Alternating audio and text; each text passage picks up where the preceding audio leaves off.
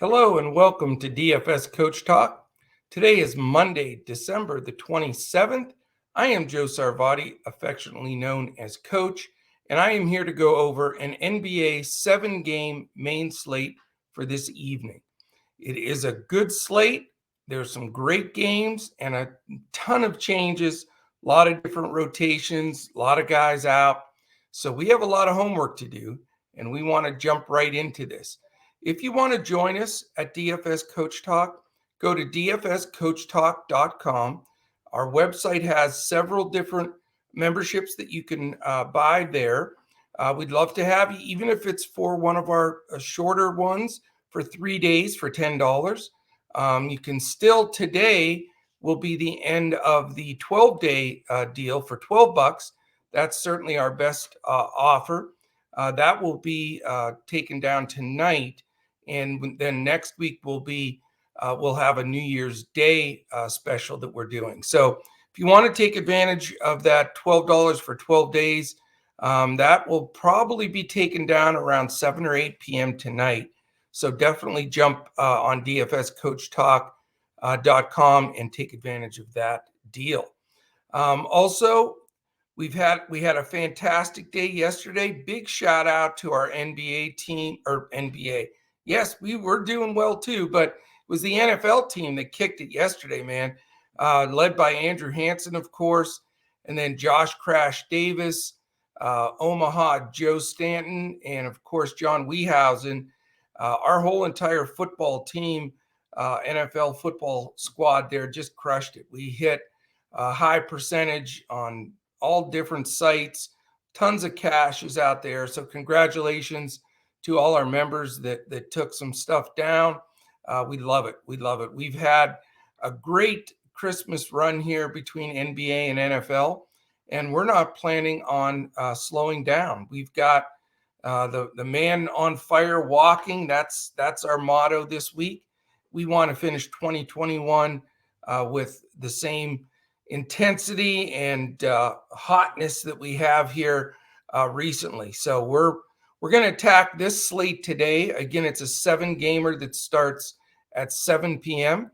If you haven't been a member of Coach Talk before, we provide a DFS coach's clipboard, and it is for the NBA. You'll get 5 highlighted players for the core of your team, and then we will give you several options to fill in to complete your roster. Then we give you full lineups for FanDuel and Yahoo, both a cash lineup and a GPP lineup. So we're going to give you all the information and tools you need. And again, if I'm mentioning it several times this week because a lot of people are back to work today, but some have shortened time or time off between Christmas and New Year's. But we do things really differently here at Coach Talk. We utilize all the statistics, the analytics, the crunchers, all the different optimizers, whatever we need to use.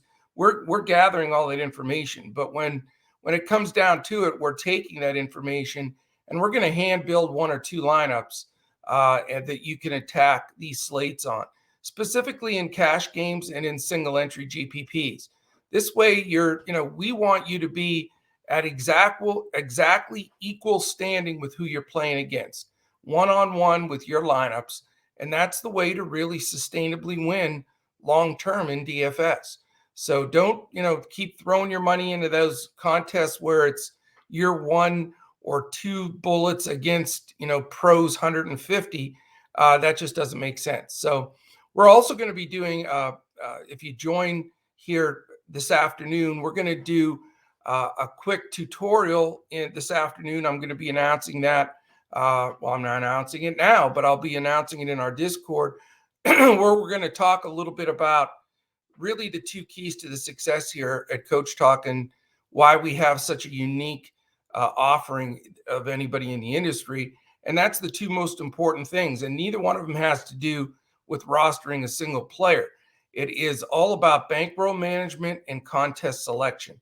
So we're going to talk a little bit in Discord about that this afternoon, go over what's advantageous and how to, how to do that. So you want to definitely join us there. YouTube, thumbs up, please. Hit the subscribe button. Give us a quick comment or any type of question, whatever it is.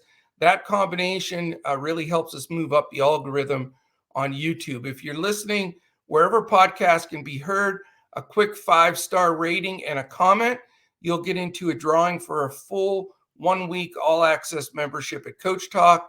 That will be drawn on the 31st. So that is coming up very quickly. So definitely take advantage of that. And we'd love to have you join us again in our Discord. Take advantage of the rest of today on that 12-day for $12.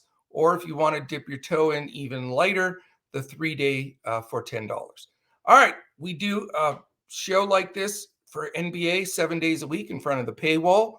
Today is no exception, and we're going to go over these games. We've tried, what I've tried to do is fine tune how we can get this done in a time frame that everybody has time to listen. It helps them build some lineups. If you're not a member, we really do still appreciate you listening, and we wanted to make this as concise as we could to help you build some winners. Post winners for us in YouTube, on Twitter. We're at DFS Coach Talk. I'm at Joe Sarvadi, JoeSarvadi. All right. As you know, once we get started here, we don't take any breaks. We fire right through everything. So we're going to attack this 7-game slate, and we're calling it Money Monday here at Coach Talk because we want to follow up the just crushing NBAs that we hammered on Thursday, Friday, and Saturday, and then the big winners Saturday, and especially yesterday in the NFL with this slate today. All right, here we go. 7 a.m. game. The cool thing today is all the games are staggered, so we're going to be able to watch good live basketball throughout the night. From 7 p.m. to 10:30 p.m. are the start times, East Coast time. First game, Houston Rockets 10-23 against the Charlotte Hornets that are 17-17. Charlotte is favored by 6.5. And are you ready for this? We have the perfect storm, the highest total that I can remember this year, and the perfect stackable game. And this is one of those where I don't think you can get away from it. I mean, you just got to dive in head first and go after it. So it's Charlotte by 6.5, 236 is the total. So that is hello DFS points and stackability. And here are the reasons why, which is amazing. By the way, it's 114.75 implied for Houston, 121.25 for Charlotte. So phenomenal lines by Vegas. They know their stuff. Those lines make sense. As far as injuries go, we need 2 people we need to know for sure. And that's the starting backcourt for the Houston Rockets. They're both listed as questionable, and that's going to make all the difference in the world. It's Jalen Green and Kevin Porter Jr. So we're going to follow that news. We'll have it before lock. We'll post some things in Discord and on Twitter for people that are members and that aren't. So you want to definitely keep track of it there with us. Augustine, Matthews, and Wall are out.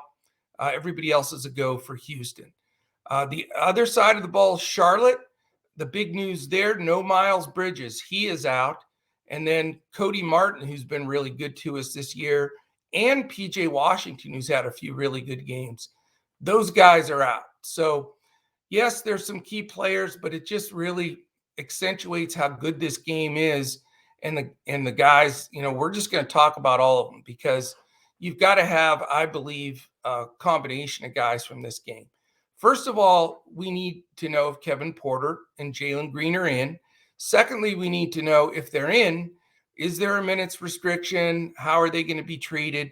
I can tell you this much. I'm a little concerned about the 2 of them as far as total minutes that they're going to allow them to play. So I'm going to be checking every spot I can for beat writer information, coach speak, whatever it is. We're going to get as in-depth information on those 2 guys as possible.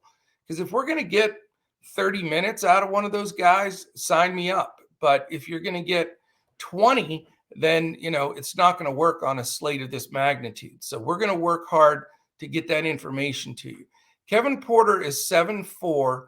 Jalen Green is 5K. So as soon as we have that info, we'll plug and play from there. Eric Gordon, we can expect in there at 5.3, a fine option. Jayshawn Tate is down now to 5.6, which is much more reasonable. You have Christian Wood at 8.2. And again, high price, but playable in a game with this pace and this lack of defense for sure. So those are a couple of spots we're going to look at there. Also, to back this up, first of all, a Houston side that we're talking about, it is the first night of a back-to-back. So, is that going to affect some of these guys? I would assume so, because, you've got Porter and Green coming back.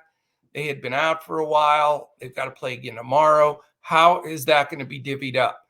Then you have Eric Gordon, a veteran, Christian Wood, who they try to sort of take care of in these back-to-backs. So you got to consider all of that, and we're going to follow this Houston news. There's no slam dunks yet until we really uncover exactly what's going to go on.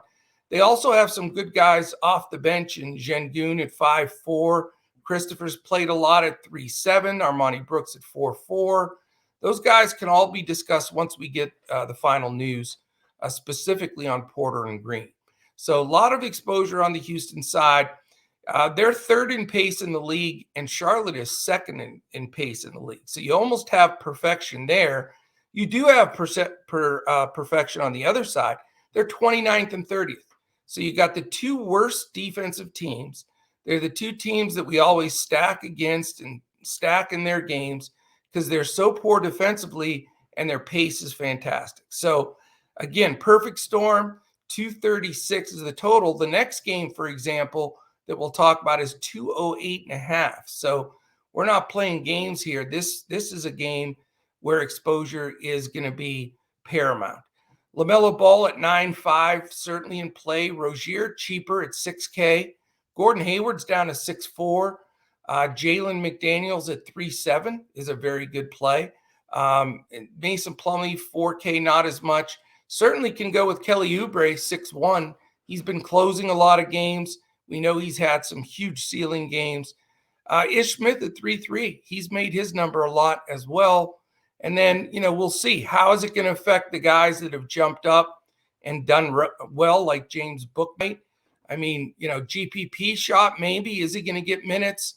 We're going to look into that even further. But he is the dead min 3K, and we know that he can produce. So we're going to be following this game closely. I would assume I'm going to get a minimum of 3 guys out of this game. I'd prefer to try to get 4. It's just so conducive to giant DFS crunching. So there we go on game 1. Game 2 is at 7:30. It's the Chicago Bulls and the Atlanta Hawks. Chicago's favored by 6.5. As I mentioned, it's only a 208.5 total, 107.5 for Chicago, 101 for the Atlanta Hawks. It's a who's who of who is out here. The only questionable guy is Derrick Jones Jr. for Chicago, so we'll keep an eye on that. But the rest of these guys are out. That's Lonzo Ball, Tony Bradley, Alex Caruso, Alfonso McKinney, and Patrick Williams. For Atlanta, it's even a longer list. We've got very likely to play for Mr. Malcolm Hill. And then here are the guys that are out. Collins, Cooper, Gallinari, Herder, Hunter, Iwundu, Johnson, Luwawu-Cabarrot, Okongwu, Williams, and Trae Young. Basically, almost their entire roster. It is insane. And that's what makes these games so, intense to watch. But Chicago does come in at 20-10, 20-10, and Hawks are 15-17. So we got a lot to figure out here. What are the rotations? What are the minutes played? Let's talk about Atlanta first. DeLon Wright came through for me the last time with a really good game. No reason to figure that he'll do any worse here. And he's only 5'4". Bogdanovich has been back a couple games, so he'll get some more shots up at cheap 5K. Lance Stevenson is in the discussion. I know it's crazy. 2021, almost 2022 basketball, but he's 3.1K. The guy I've been just riding like a bronco here because he's been so tough is Cam Reddish, and he's 5'8". He's the guy that's really taking advantage of all of this opportunity, and he's going to get a million shots again. Clint Capella at 8'3", you can consider. And then, they've got some guys off the bench like Mays and Jang that are possibilities. But for me, it's going to pretty much be Wright, Bogdanovich, and Reddish. I like all three of them a lot, and going to look from there. On the Chicago side, you've got all three of your Chicago studs in Levine, DeRozan, and Vucevic, which really makes you, scratch your head. Who do you want to play of these guys? I don't know if I want to pay up. They're all in the 9,000 plus range. Levine 9.6, DeRozan 9.2, and Vuk 9 flat. Not possibly going to go there. I think they're going to split up the usage. DeRozan would be my favorite of the three going into this game at 9.2. I think Lance Stevenson will guard some DeRozan, some Levine. And although he's super old, he still is an irritant defensively. Kobe White at 4-1 is the tempting one. I know this last game he was frustrated. He had some tough fouls. He got teed up. It just was a difficult game for him.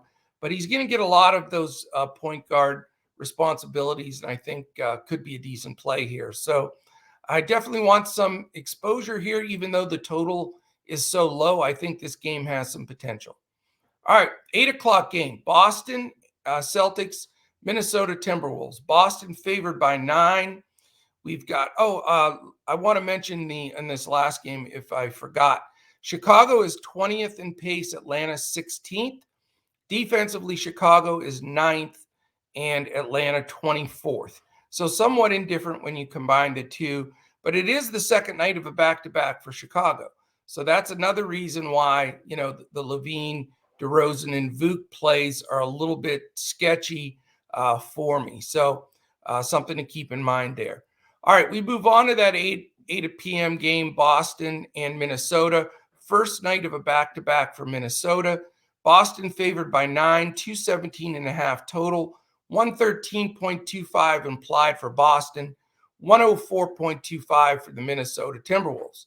Boston comes in at 16-17, Minnesota at 15-17. So two teams fighting for a playoff spot without question. Huge list of guys here. First of all, we have Al Horford listed as questionable. That means a lot. It affects Robert Williams per se, and certainly the interior defense against the T-Wolves.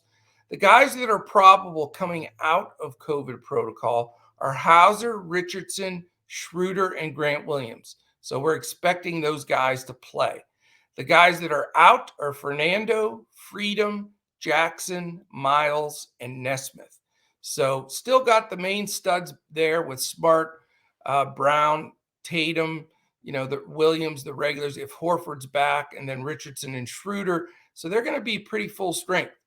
Minnesota, they have guys also returning from protocol. That's Beverly, Anthony Edwards, Okogie, and Prince.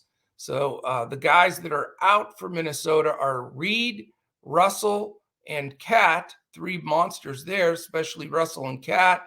Vanderbilt, who's been terrific, and Wright. So Minnesota finally getting smacked pretty good. They had avoided the whole COVID thing for a while, and now they're really getting hit with it. So statistically speaking here, we've got Boston 15th in pace, Minnesota 5th. So pace up for Boston and those good players. Defense above average for both, Boston 10, Minnesota 12. So 217 number, not great, but decent. There's some certain plays here. Boston, I'm not as interested in, as I mentioned, with all those main guys back. There's going to be a lot of sharing of the basketball. Don't want to pay the 9-3 for Brown or 10-4 for Tatum when there's going to be a lot of sharing. Plus, I think there is the potential for Boston to get control of this game under the circumstances with Minnesota shorthanded and on the first night of a back-to-back. If you look at the Minnesota side, there are some reasonable plays here. Beverly 5'3", Malik Beasley 6'2", Jaden McDaniels, who's really capable at 5'1". So those are the three guys I'm looking at immediately. But then Okogie, Deadman 3, Nathan Knight, it showed some promise here recently, and he's 3.3. He could be a good flyer to go with. After that, just a lot of bench guys that really aren't into consideration for me. But I'm a little worried about this game. I think Boston may win this game pretty easily. And for that reason, I'm not going to have heavy exposure. Maybe one off on either side that's a good value play. All right, next game at 8:30. We keep moving 30 minutes at the pop here. We've got the Utah Jazz and San Antonio Spurs. Utah by 7.5. A nice, healthy 228.5 total. So solid total there. 118 for the Jazz, 110.5 for the San Antonio Spurs. Utah comes in 23-9. The Spurs 14-18. And you've got two teams here that have a few key guys out, one each of a real key guy, but the rest of their squad isn't complete, completely healthy. So for Utah, you've got likely to play Fitz, two guys out, Azubuike, and then the big one being Donovan Mitchell, who has a sore back. For the Spurs, it's just two guys out, Collins all year, and then the big one, DeJounte Murray. So both teams losing their best player for this game, but other than that, are just fully loaded for and ready for this game. Statistically speaking, we've got Utah 9th in pace and the Spurs 11th. So we're going to get up and down the floor, hence the 228.5 total. Defensively, Utah 6th and San Antonio down to 17. So a mixture there, but enough that there should be good possessions. Where does all the usage go with those two main guys out? That's what we need to look at here. Mitchell, when he's out, some of it shifts to Conley at 6'4". You'll generally get a start at a cheap 3.7 Joe Ingles. Bogdanovich, much more in play at 5'4". Royce O'Neal, maybe GPP at most at 3.8. Then Rudy Gobert, who's all the way up to 9.1, which is tough. He's going to get rebounds, but he's got a decent big body laid on him with Jakob Poeltl. And I'll tell you, watching Gobert is frustrating at times. I mean, they literally run nothing for him. And I know I've stated this on a lot of podcasts, but if the ball's not bouncing his way, it's just he's somewhat not doing much except rebounding. And I know that's huge, especially a guy that can grab 20 rebounds in a game. But, at a 9.1 price, a guy that barely touches the ball becomes a bit frustrated. So I'm a little wary there, no question. Jordan Clarkson off the bench. He's up to 5.3. Whiteside at 3.9 and Rudy Gay at 3.4 are getting good minutes in the rotation. For the Spurs, without DeJounte Murray, a lot of that goes to Derek White. He's been popular. He's 6'5", and deservedly so. Keldon Johnson will pick up a bit at 5'7", Jakob Poeltl at 6'4". Then you just have that nightmare mix for the Spurs, who are on the second night of a back-to-back. So that's enough to be said there to make your teeth to chatter, because do you trust Pop on the second night of a back-to-back against a team like Utah? Terrifying. But Derek White, I think at 6'5", is the best play on this side. You can go cheap at a Keita Bates-Diop. He's 4K and really, getting into a good spot with Coach Pop. He likes him. He plays him. But you've got a mixture there. I mean, Jakob Poeltl, solid play at 6'4", but of course it's against Gobert. But Keldon Johnson, Lonnie Walker, Devin Vassell, Bryn Forbes, Keita Bates-Diop, just too risky.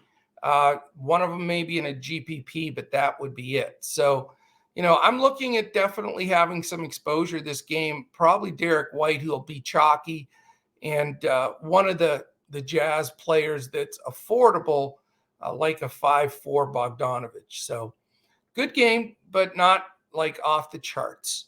All right, another 30-minute progression to the 9 p.m. game, the Memphis Grizzlies and Phoenix Suns.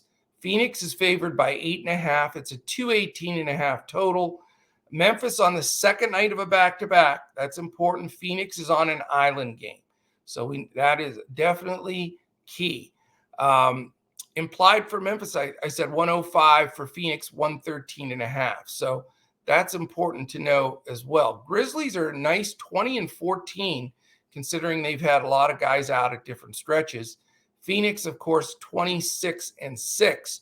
They've been fantastic after the 1-3 start. To go 25-3 in this league nowadays is hard to believe. We have some guys out. Aldama, questionable for Memphis, but here are the guys that are out. Brooks, Culver, Melton, Merrill, Pons, and Zaire Williams. So we've got decent amount out there.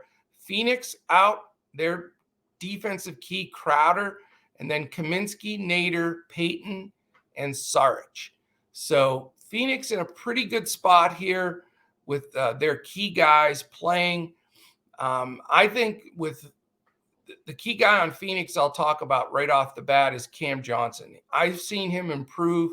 He's really smashed his number. He's only 4'6", and now he doesn't have Jay Crowder in front of him. I'm expecting him to start, and he's my key target on the Phoenix side. If you want to go up to Chris Paul, he's dipped below 8 now. He's 7'9". Booker's 8'1". So one of those guys, very doable at that price. Mikal Bridges is always capable of popping a good game in there. He's only 5K. And if you want to go to center, you can go there with DeAndre Ayton at 7'7". So the Phoenix is priced right here. Certainly can have some guys, that make sense. On the Memphis side, you've got Ja back at 8'8". He's just getting back in his groove. He's going to have a little bit tough defense on him with Chris Paul. Desmond Bane, who's been a maniac lately, is 5'8", and if he keeps shooting the ball the way he has, he's going to be a dangerous player. John Conchar, he's really stepped up. He's only 3'1". I think he'll be a real value dive for a lot of people today because he's getting more minutes. He's producing in those minutes, and at 3'1", he does make a lot of things work. You can go also Jaren Jackson. He shows there are times where he'll play a quarter of basketball and you'll say this guy is one of the best players in the league, but then he'll have 2 reaching fouls and get in one of those type of foul trouble situations. So there's a lot of risk reward with Triple J. Certainly a strong GPP play, but some cash as well. Steven Adams remains cheap at 4.9, and at any given time can grab a boatload of rebounds. So that, at 218.5 total there, not the best game, but certainly a one-off here as well. It's not a pass game by any stretch of the imagination. All right, let's go. We got 2 games left. We've got a 10 p.m. and a 10:30. So we've got an hour and a half between these Memphis, Phoenix, and the Dallas, Portland game, but we have these 2 late games, and they both should be very interesting. The totals aren't good, but there are some good plays. The first one is the Dallas Mavericks at the Portland Trailblazers. Dallas is favored by 1, and it's a 213.5 total. I don't know. I am not remembering if I went over the Memphis Phoenix statistical. I'm going to go back over that in case I missed it. Memphis, again, I mentioned their second night of a back-to-back. They're 13th in pace. Phoenix is 4th. So it is a pace up for Memphis. Defensively, Memphis 13, Phoenix 2. So tough defense. So you get a quicker pace for Memphis, but they have to face a tough defense. So just wanted to make sure I mentioned that. All right, back to Dallas and Portland. Island game for both. Dallas favored by 1 somehow on the road with no players. You got me. 213.5 total, 107.25 implied for Dallas, 106.25 for Portland. This is a really weird. This game sort of sums up COVID basketball right now. It's just nuts. In this game, we've got Dallas coming in, limping in, I should say, at 15-17, Portland at 13-19. So both teams not having a lot of fun right now and trying to deal with a big shift of players. Here's a ton of guys. We got Josh Green as probable, but then out we've got Bullock, Burke, Cauley-Stein, Doncic, Hardaway, Kleba, and McLaughlin. So a lot of guys out still for Dallas.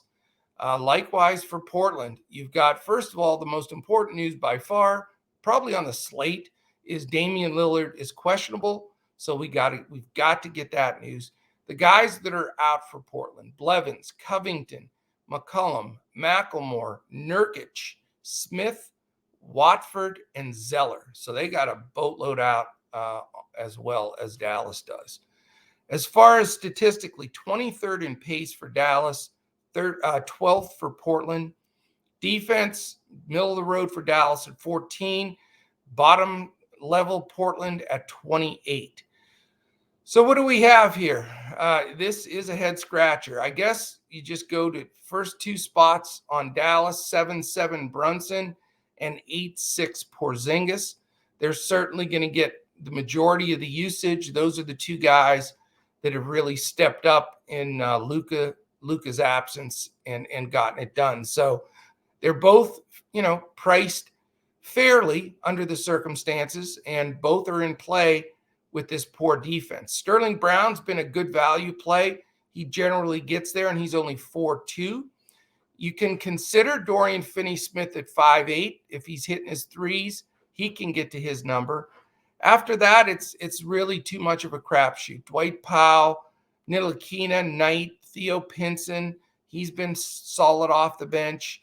Moses Brown, Green, Marquise Chris has been good off the bench.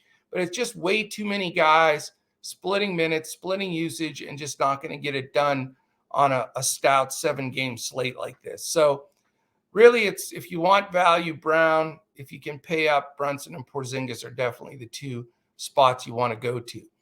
On the Portland side, it all has to do with Dame Lillard. If Dame Lillard plays, he's a great play. If he doesn't, then you got to look at guys like Norman Powell, at 6'6", as very good play. Even if Lillard does play, he's a good play. But then Anthony Simons at 4.3, Nazir Little at 4.2, Larry Nance at 5.2. All those guys are really priced right. So got to consider all of them, especially if Dame's out. But it's really, to me, the Dame show. I think it said Nurkic was out. This other one has him is in. Let's see if he is out. Yeah, Nurkic is out too. So it's a matter of digging in here and seeing, can we get a big? We like to attack bigs against Dallas. Maybe it's Larry Nance Jr. Maybe he's the guy that we'll consider in this game at that 5.2 number. So let's see how things pan out. Who's going to be projected in. But for me, it looks like right now Nance may move to center. I mean, they're down to that spot. And if so, we know he's a great rebounder. Nazir Little also will get a lot more of that interior stuff with this lineup. So definitely two cheap targets there in Nance and Little that are very interesting to me and will probably make some of my cash lineups. All right, last game, 10:30 game, Brooklyn and the Clippers. Brooklyn by 4.5, 216.5 total, 110.5 implied for Brooklyn. Clippers 106. It is the second night of a back-to-back for the Clippers, so that's a concern. Brooklyn is on an island game. Brooklyn comes in at 22-9, a little better than people realize. I think 22-9 is terrific. Clippers still fighting. They're 17-16. But again, that second night of the back-to-back is not going to help. Pace for Brooklyn 6th, Clippers 17th. But you do have two good defensive teams. That's why Brooklyn's winning. It's not the scoring of Harden and KD. It is the fact that they are now the 6th best defensive efficient team in the league, which is a phenomenal job by Nash and what he's put together there. And how that rotation's taking place, because they were dead last, 30th for a good portion of last year, with a good chunk of these guys back. So to go all the way to 5th, they're 5th now in the league, is really impressive. Clippers are 4th. So, a targetable game for a few guys. Certainly going to have some of those buy-ups that are just, going to be chalk city. Let's face it, James Harden at 11-2 without KD, hard to pass up. Patty Mills at 7-4, another one. I mean, those two guys are going to do the majority of the scoring, period. Because really, it's a bunch of defensive-minded, extras after that. Bruce Brown, DeAndre Embry, Nick Claxton, James Johnson, Javon Carter, Blake Griffin, Paul Millsap. I don't want any of those guys. They're all a good mixture. They're all going to have some usage, but they're all going to share minutes. All the shots are going to go through Harden and Patty Mills. So Harden, my favorite buy up of the day, not going to overthink it, putting him in there at 11-2 and just being done with it. I mean, you got to have him. You don't want to go into that late game, have and have to go against Harden, who's really in a perfect spot. So I'm just going to bite the bullet, pay the 11-2 and go on. My decision that I haven't made yet is, do I want to follow that like I did the last time with Patty Mills? He's up to 7-4, which is definitely higher than he's been, but he's also been fantastic. And again, the usage just dives to Harden and Mills with KD and some of the other guys out. So may have two exposure from Brooklyn, if not just Harden for sure. On the other side of the ball, it's a lot more mixed, with the situation being what it is. It's a lot different of a setup. But let's go over these people that are in and out of this game, because that's important as well. First of all, Day'Ron Sharpe is probable. Here are the guys out for Brooklyn: Aldridge, Duke, Durant, Edwards, Harris, Irving, and Thomas. So they are smashed. Same thing with the Clippers, though. You may have a return for Marcus Morris. He's questionable. That would help, and he'd be in play for me. Guys that are out: George, Hartenstein, Jackson, Leonard, Preston, and Scrub. So again, you're looking at that whole Harden Mills thing. And then on the Clippers side of the ball, let's take a look at who's playable here. Bledsoe at 6, Kennard at 5'7", Terrence Mann at 5'8", Nick Batum at 4'6", Zubats at 5'3". The guy I played on my late slate last night that I really like is Brandon Boston, 3.3. And Amir Coffey is a dead 3K min. Those two guys, Boston and Coffey, played a huge role last night, and I think they're going to be in the mix here. The question is, you don't want that sucker play where a guy like Amir Coffey had a great night last night. It's a back-to-back. Was it just his night? Because if you get you just can't afford to take a 12 fantasy point game from any of these guys and have any chance. It's too competitive. So certainly Boston and Coffey are playable GPP wise. Not positive I'm going to have the courage to dial them up in cash. And if you believed in Ibaka, this is a good spot for him at 3.5 as well. But any of these guys could get there. That's the tough part of trying to roster a Clipper. I look at Bledsoe, Kennard, Mann, Batum, Zubac, Boston, Ibaka, and Coffey. Look at those 8 guys, and I don't say, okay, this guy is a perfect play here, and this guy is a terrible play. I think all 8 of them have the potential to go 7-8x, and all 8 of them have the potential to just die for you on the vine. So I've got to give that one thought. Usually when I'm in a position like this, I don't want to risk it in my cash. So I could be a full fade on the Clippers. If not, I'm going to try to cherry pick out. Going to wait and see what that lineup looks like. You can always go a mid-level price guy in one of these and then make a swap based on the news that you get later. So that is it, my friends. We have 7 really competitive games, obviously 9 million pieces of news, and we're going to be doing a lot of switching, I'm sure, between now and lock.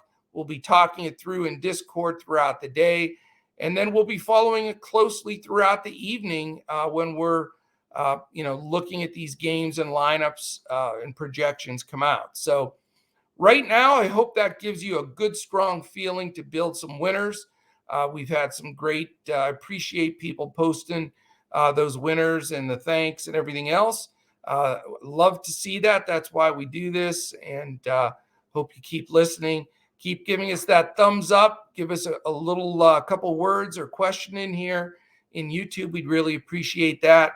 go to dfscoachtalk.com to sign up. And again, you've got until about 8 o'clock this evening to take advantage of that 12 days for $12. And then that one goes away. So look forward to hearing from you. Hope you have some big winners. We've got our football coming up too. So definitely tune into those guys that are extremely red hot after yesterday, and just start off an awesome week here. This week between Christmas and New Year's is always a blast and great time to make a lot of money. The pools are bigger, contests are bigger, so jump in there and get it done. So thank you so much for listening. We'll be back again tomorrow as we look to crush it in DFS.